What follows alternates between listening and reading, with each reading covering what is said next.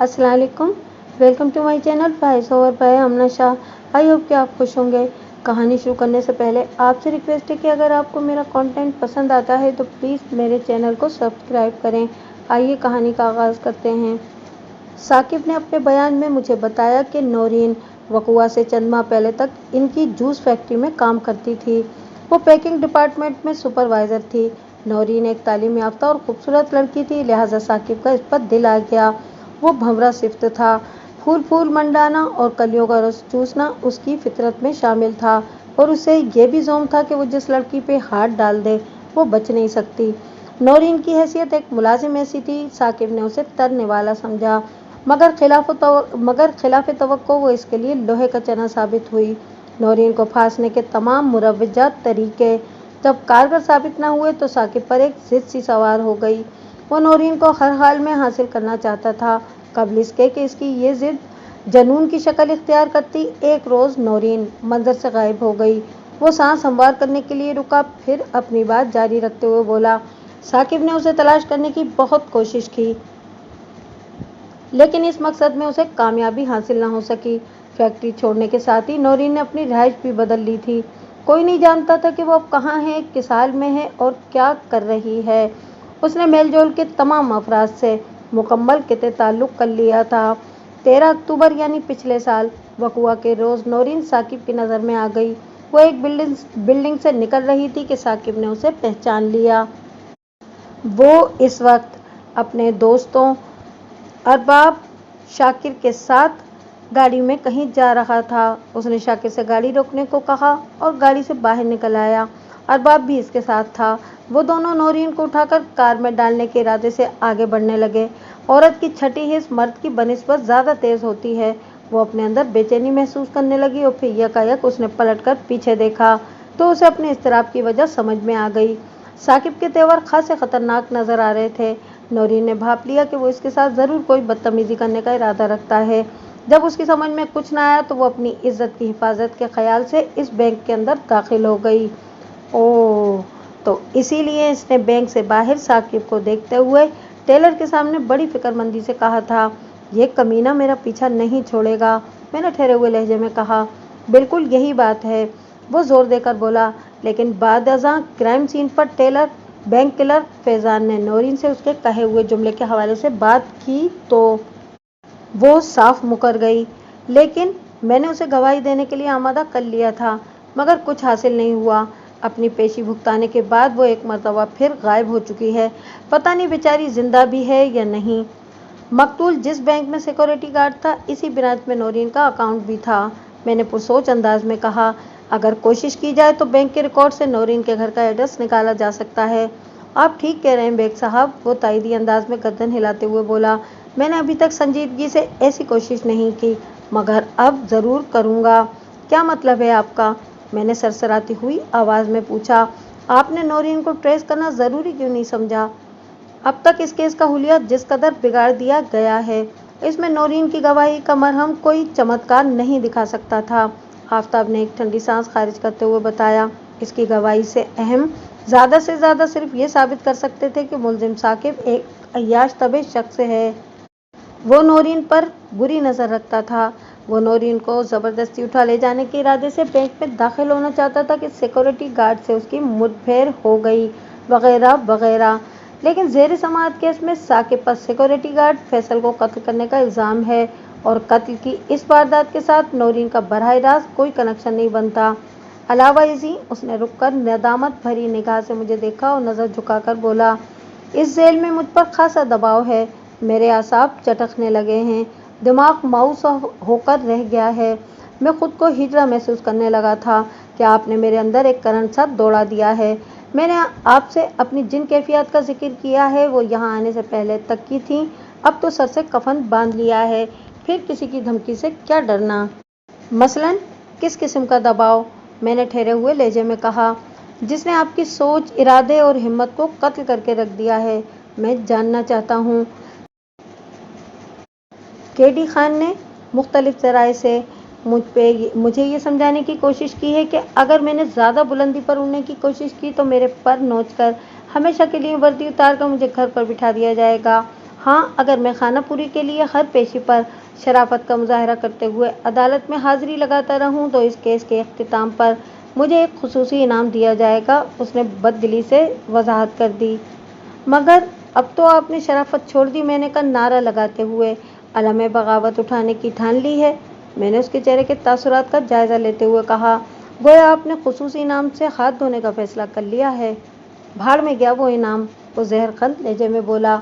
साकिब ने मकतूल पर गोली चलाने के हवाले से क्या बताया था, मैंने पूछा।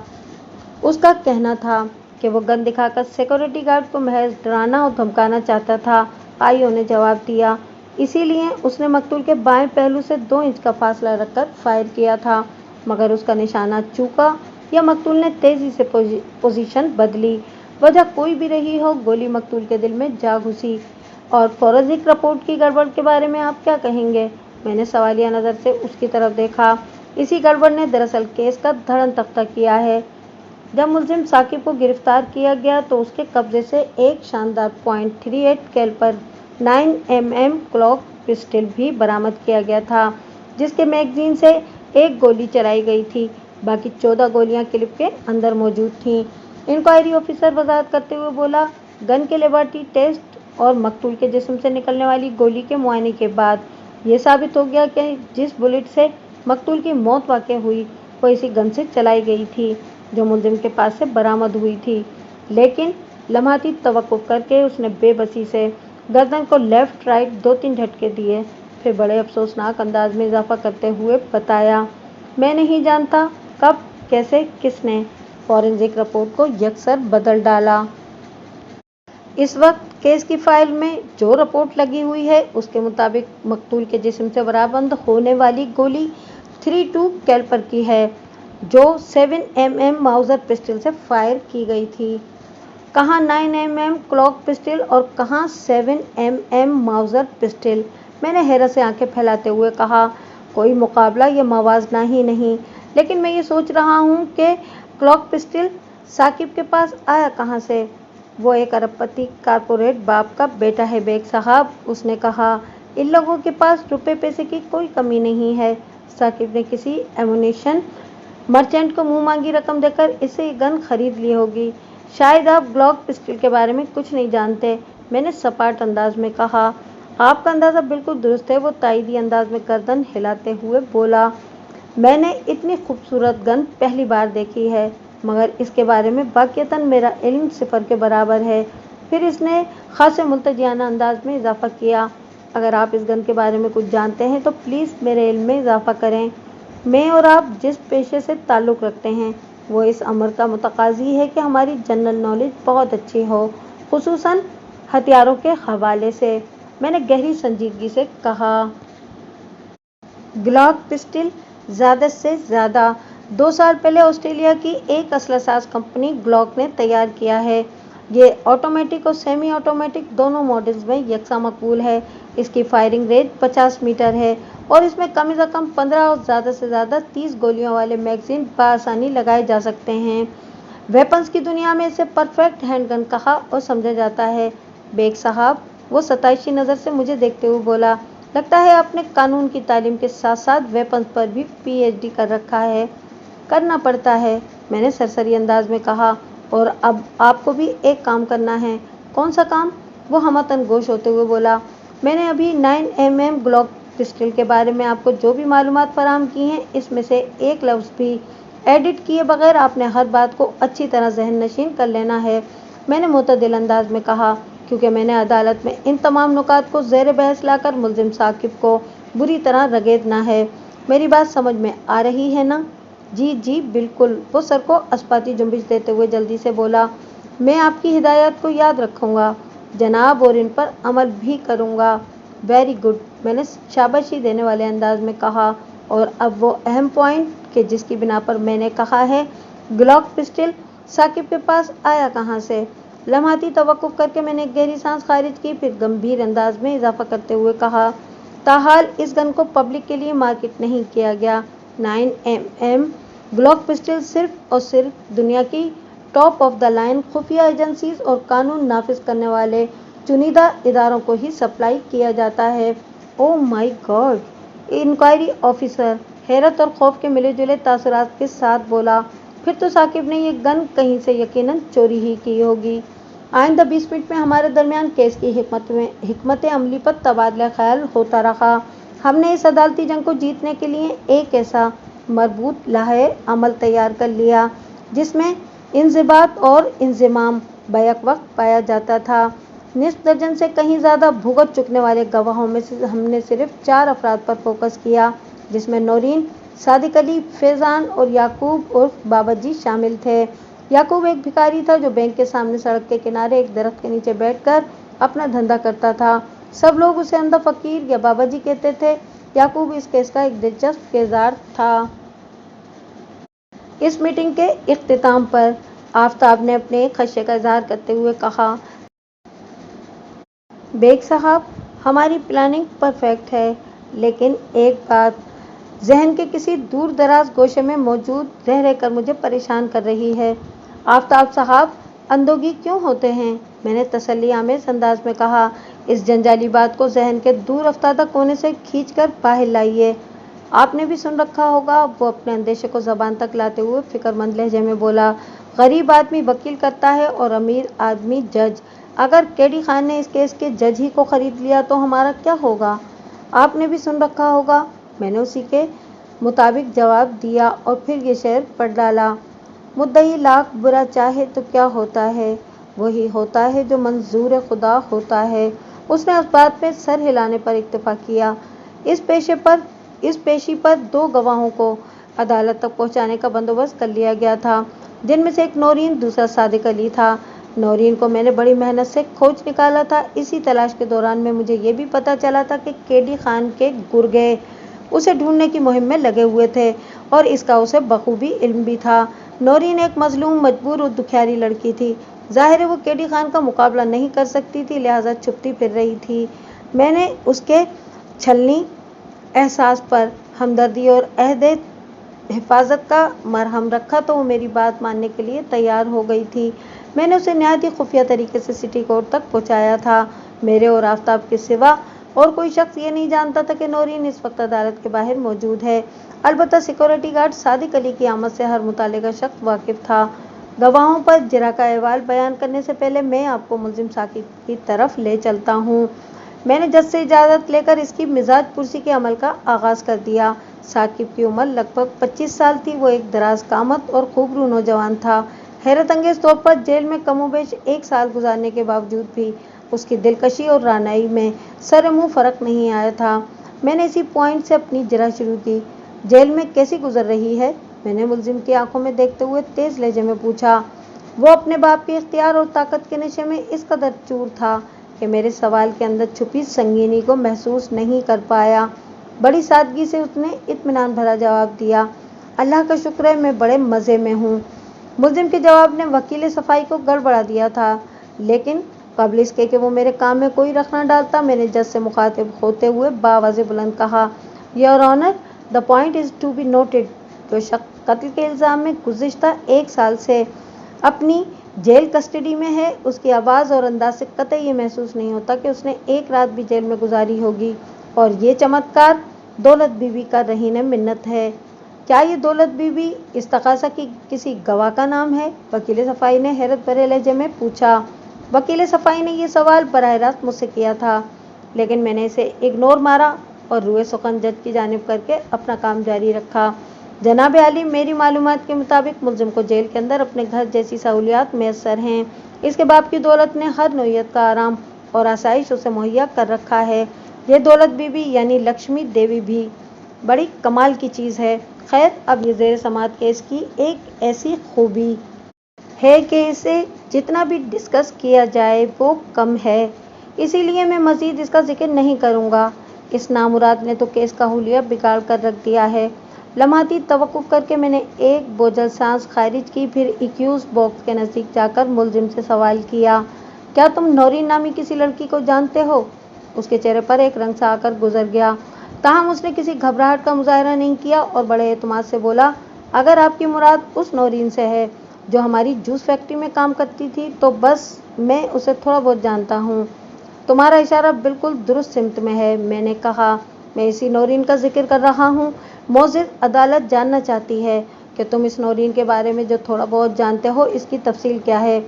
बस यही कि वो हमारी जूस फैक्ट्री के पैकिंग डिपार्टमेंट में लेबर सुपरवाइज़र थी, उसने आम से लहजे में जवाब दिया। फिर एक रोज़ वो अचानक जॉब छोड़कर चली गई। वो अपनी मर्जी से जॉब छोड़कर गई थी या उसे ऐसा करने पर मजबूर कर दिया गया था? मैंने चुपते हुए लहजे में पूछा। फैक्ट्री के रिकॉर्ड के मुताबिक तो वो खुद ही चुपचाप गायब हो गई थी, वो बेपरवाही से बोला। अगर आप ये समझते हैं कि इसे किसी ने ऐसा करने पर मजबूर किया था, तो फिर आपको इस शख्स का नाम भी मालूम होगा। अच्छी तरह मालूम है, मैंने सरसराती हुई आवाज़ में कहा। मेरे फाजिल दोस्त, क्या आपकी इस नौरीन और इसे जॉब छोड़ने पर मजबूर करने वाले शख्स का ज़ेर समात के से कुछ लेना देना है? वकील सफाई ने इस्तेज़ाई अंदाज में पूछा। या आप महज अदालत का वक्त बर्बाद करने के लिए ये कहानी सुना रहे हैं? वकील मुखालिफ की इस चोट पर मुझे गुस्सा तो बहुत आया, लेकिन मैंने अपनी अंदरूनी कैफियत को दबाकर उसे ठहरे हुए लहजे में कहा। बड़ा भारी लेना देना है जनाब, आप इसकी गुमक का अंदाज़ा भी नहीं लगा सकते। गुमक? ये किस बला का नाम है? वो मुंह बिगाड़कर अजीब से लहजे में बोला। क्या ये गुल्लक की कोई कज़न वगैरह है?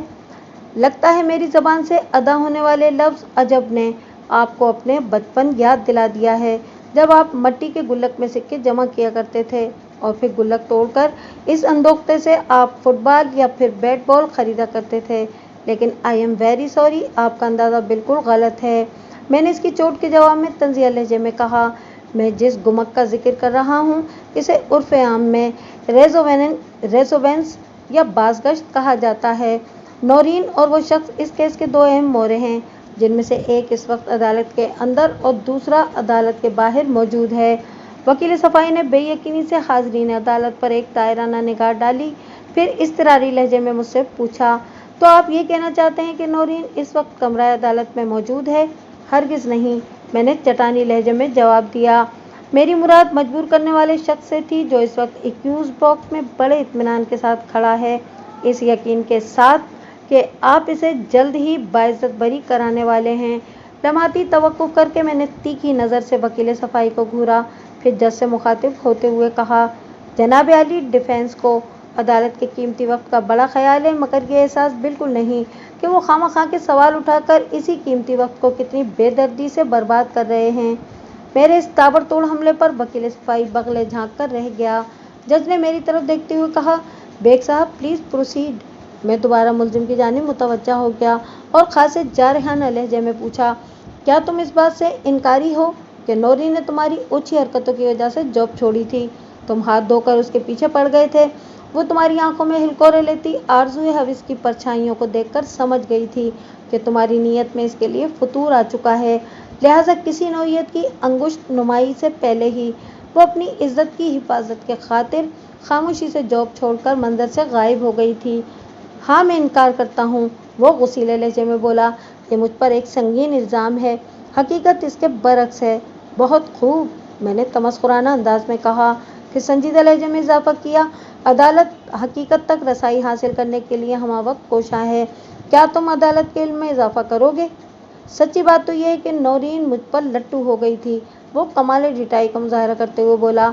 हमारा जब भी सामना होता वो खुशी से खिल उठती और कोई ना कोई जुमला उछाल देती थी, जैसे सर आज आप ज़बरदस्त लग रहे हैं, सर ये शर्ट आप पर बड़ी छप रही है, ब्लैक टाई में आपका बड़े हैंडसम नज़र आते हैं, वगैरह वगैरह। वो सांस लेने के लिए थमा, फिर अपनी बात को आगे बढ़ाते हुए बोला। मैं अच्छी तरह समझ रहा था कि नौरीन मुझे अपनी अदाओं के जाल में फांसने के लिए ये सारी हरकतें कर रही थी, लेकिन मुझे उसकी ज़ात से कोई दिलचस्पी नहीं थी। मेरी गर्लफ्रेंड्स की लिस्ट में एक से बढ़कर एक महजबी दर्ज है, मैं भला एक मामूली मुलाजमा की जानिब क्यों कर माइल होता? आखिरी जुमला उसने बड़ी रऊनत भरे अंदाज में अदा किया था। मैंने उसके चेहरे पर निगाह गाड़ते हुए इंतहाई सादगी से कहा, अगर तुम्हारी इस वजाहत को मोअज़्ज़ज़ अदालत वाक़ियतन हकीकत तस्लीम कर ले तो फिर असूलन ऐसा समझ लेना होगा कि नौरीन के अचानक ग़याब से तुमने सुकून की सांस ली होगी, क्योंकि उसकी मुबैना हरकत तुम्हें बिल्कुल अच्छी नहीं लगती थी। उसने गोलमोल जवाब दिया, आप ऐसा समझ सकते हैं, सिर्फ मेरे समझ लेने से मसला हल नहीं हो जाएगा। मैंने एक एक लफ्ज़ पर दबाव डालते हुए कहा, तुमने अदालत को बावर कराना है, लिहाजा बड़े वाज़ेह अंदाज में जवाब दो, हाँ या ना। हाँ, वो सिटपिटाए हुए लहजे में बोला। नौरीन के जॉब छोड़ने से मैं रिलैक्स हो गया था कि चलो इस मुसीबत से जान तो छूटी। मैंने नौरीन की इन्हीं हरकतों की वजह से पैकिंग डिपार्टमेंट की तरफ जाना ही छोड़ दिया था। जो चीज़ मुसीबत की हैसियत की हामिल हो और जिसकी हरकत और सकनात से इंसान का जीना दूभर होकर रह जाए, उससे निजात पाने के बाद यकीनन बहुत ज़्यादा सुकून नसीब होता है। मैंने बदस्तूर उसकी आंखों में देखते हुए कहा, फिर क्या वजह है कि तुम नौरीन के लापता हो जाने के बाद बहुत मुस्तरिब और बेचैन हो गए थे? तुम खुद को बिल्कुल फुटल महसूस करने लगे थे। इसी बेकली ने तुम्हें नौरीन की तलाश पर मजबूर कर दिया था और तुमने उसे ढूंढने के लिए अपने बंदे दौड़ा दिए थे। मैंने ऐसा कुछ नहीं किया, वो खफगी आमेज लहजे में बोला। आप गुलू से काम ले रहे हैं, एकदम गलत कह रहे हैं। I object your honour. वकील सफाई अपने मुवक्किल की मदद को लपका। जब मुलजिम ये वाज़ेह कर चुका है कि इसे अपनी फैक्ट्री की एक मामूली वर्कर से कोई दिलचस्पी नहीं थी, तो फिर वो इस लड़की को तलाश क्यों कराएगा? मेरे फाजिल दोस्त अपने उल्टे सीधे सवालात से मुलजिम को खामखा हिरासा करने की कोशिश कर रहे हैं। आपने इस केस को पिछले 1 साल से लस्सी की तरह रड़का है, लेकिन एक ज़रा सा मक्खन भी नहीं निकाल सके। मैंने वकील सफाई की जानिब देखते हुए तंजिया लहजे में कहा, अब थोड़ी सी कोशिश मुझे भी करने दें। हो सकता है कि गौहरे मकसूद हाथ लग जाए। आपको आखिर परेशानी क्या है? आपकी नज़र में तो मुलजिम बेगुनाह है और आप इसे बस बरी करवाने ही वाले हैं।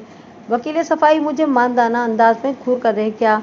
जनाबे अली, मैंने जज से मुखातिब होते हुए कहा, माजी करीब और माजी बईद में कहीं भी मुलजिम और मकतूल के दरमियान किसी किस्म की दुश्मनी या मामूली सी चपकलिश की कोई मिसाल नहीं मिलती।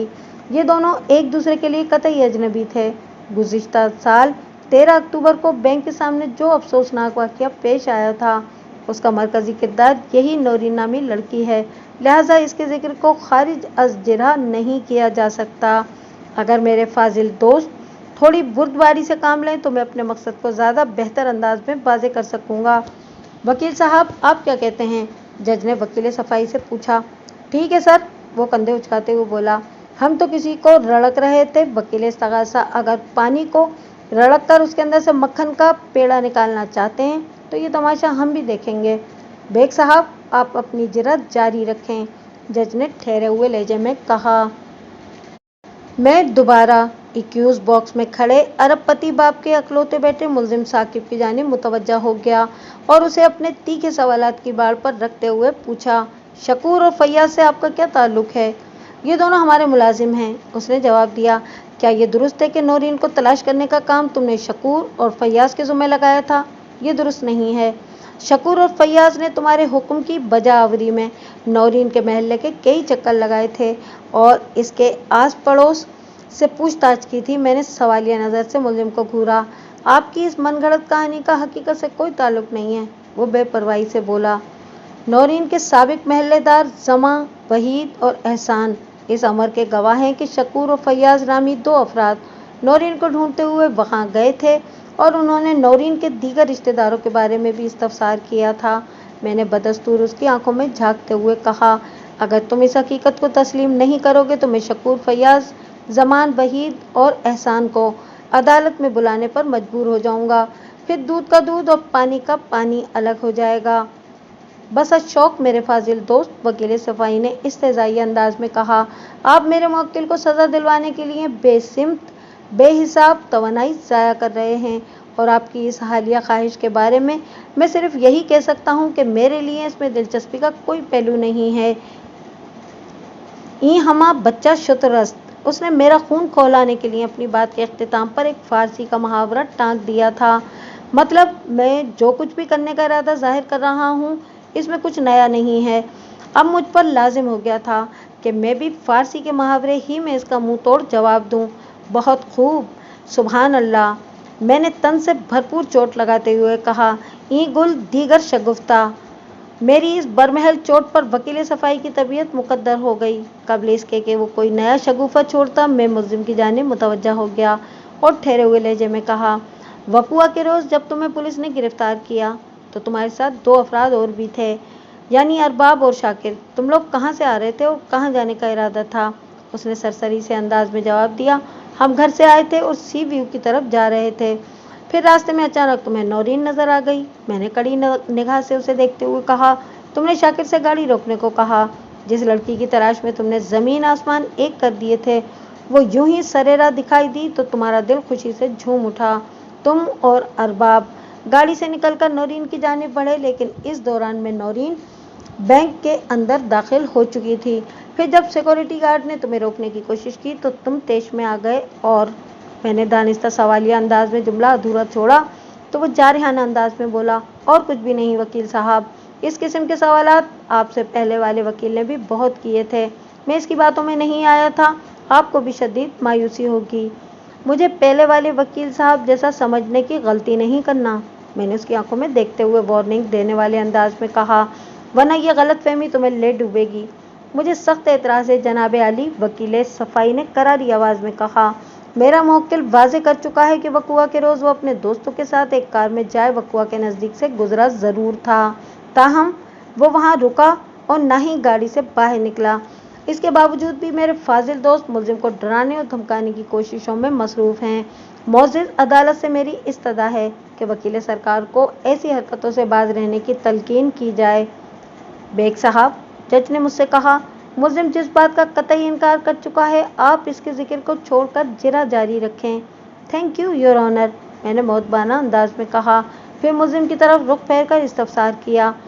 तुम्हारे डैडी के पास बेपनाह दौलत है, इसके बावजूद भी तुम लगभग 1 साल से पाबंद सलासल हो। ऐसी दौलत का क्या फ़ायदा जो वक्त पर इंसान के काम ना आए। ये ठीक है कि जेल के अंदर तुम्हें दुनिया का हर ऐशो आराम हासिल है, मगर कैद तो आखिर कैद ही होती है ना। मैंने पिछले दिनों आईओ से जो तफसीली मुलाकात की थी, इसमें सबसे ज़्यादा मुलजिम साकिब ही को डिस्कस किया गया था, जिससे मुझे पता चला था कि साकिब दौलतमंद, जोशीला, बेबाक, स्मार्ट, आवारा, गैर ज़रूरी, पुरएतमाद, बेराहरो होने के साथ ही हीच हमादा भी था। उसके नफ्सियात से खेलना ज़्यादा मुश्किल नहीं था। मैं इस वक्त मुलजिम की ज़ात के इसी पहलू का फ़ायदा उठाते हुए इस नादान की नफ्सियात से खेल रहा था। डैडी ने मेरे डिफेंस के लिए इस शहर के सबसे महंगे वकील साहब को हायर किया है।